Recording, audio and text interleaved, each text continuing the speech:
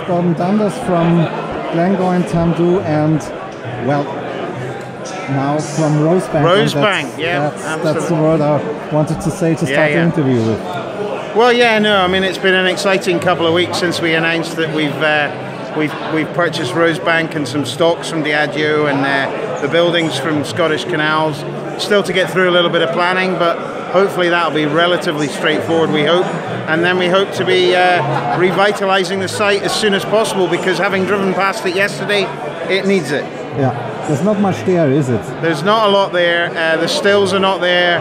Nothing really in terms of except the shells of the building. But what we do have is we have a lot of the historical detail, the architecture, the way the distillery looked, the shape of the stills, all that kind of information that will allow us to recreate the triple distillation, the worm tub condensers, which are lightly used in the industry these days, to recreate the spirit, and then we'll look at the maturation to recreate the whiskey. Okay, so you're quite confident that this will be in the style of Rosebank when it's coming out? There would be no point in producing Rosebank which didn't reflect the old Rosebank, so absolutely, we are committed to doing it that way.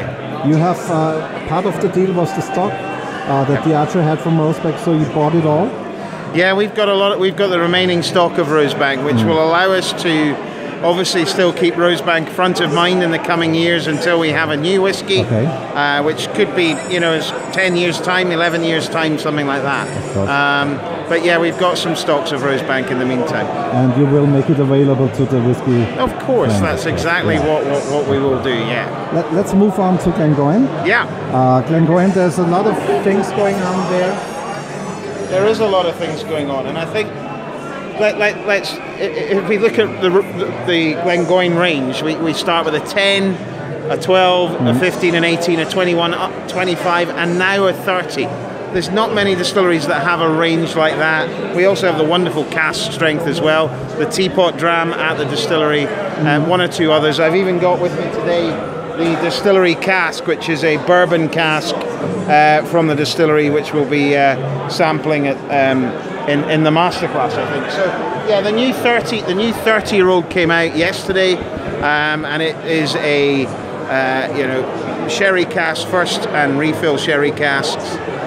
Beautiful complexity, great, and still shows a lovely style, that Glengoyne style coming through. Those fruits starting to develop, long and complex, and just a wonderful finale to the sort of core range.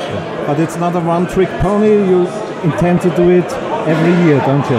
As much as we can, yeah. I mean, I think the 30-year-old will, you know, when you get to stocks of that age, you sort of have to gauge how long we don't quite know how long it's going to last, but it's not going to be a one-trick pony as such. I think there'll be some releases coming in the years after as well. So. And the third distillery you own is Tamdhu?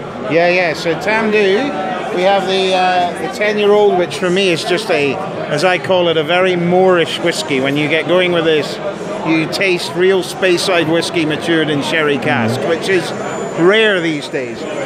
Beautiful style to it, very different to Glengoyne.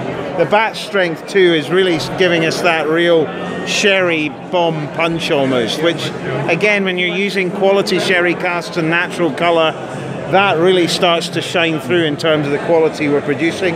Batch strength 3 will be coming on stream early next year, I think, into the market, and it will be a little, a small variation on the other batch strengths. So. Just a question for understanding.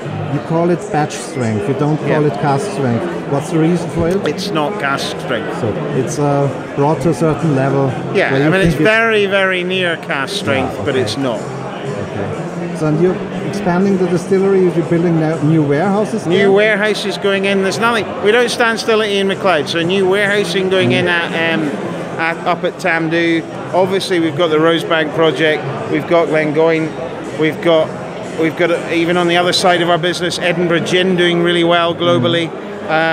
So there's a lot going on, which is very exciting. And for me, it's great to have joined such a wonderful company.